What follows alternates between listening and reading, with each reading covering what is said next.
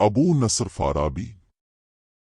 इसका नाम सब बड़े एहतराम से लेते हैं और लेते रहेंगे, जिसके अपने दिए की रोशनी खत्म हो गई, लेकिन इल्म का जो दिया इसने जलाया, इसकी रोशनी कभी खत्म नहीं होगी।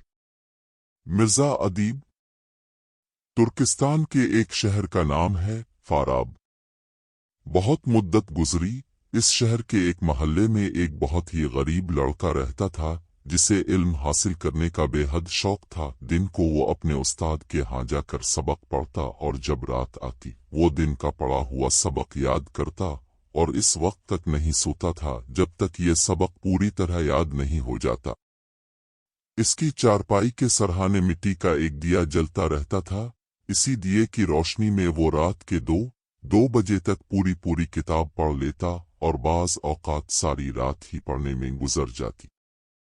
एक रात का जिक्र है, वो अपनी चारपाई पर बैठा पूरी तवज्जो और इन्हिमाक से किसी किताब का मुताला कर रहा था कि दिए की रोशनी मध्यम होने लगी। इसने बत्ती को ऊंचा किया, रोशनी हुई तो जरूर मगर बहुत जल्द खत्म हो गई।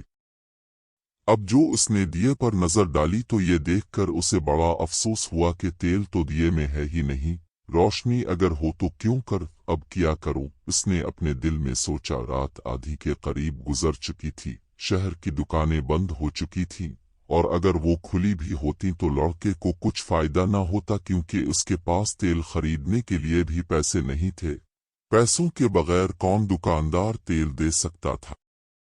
इस हालत में बेहतर यही था कि वो किताब एक तरफ रखकर सो जाए, मगर अभी तो उसे पूरे 2 घंटे और पढ़ना था। वो ये 2 घंटे किस तरह ज़ाय कर सकता था, और फिर दूसरे दिन भी इसके पास कहाँ से पैसे आते। रोटी तो वो एक मस्जिद में जाकर खा लेता और मोहल्ले के एक बच्चे को पढ़ाकर जो रकम मिलती थी इससे वो अपने लिए मामूली कपड़े और तेल खरीद लेता था। लेकिन इसे हाल ही में जितने पैसे मिले थे वो खर्च कर चुका था।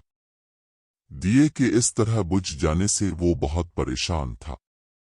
वो अपनी कोठरी से निकलकर दरवाजे पर आ बैठा। रात का अंधेरा हर जगह फैला हुआ था, कहीं कोई चिराग जलता हुआ दिखाई नहीं दे रहा था।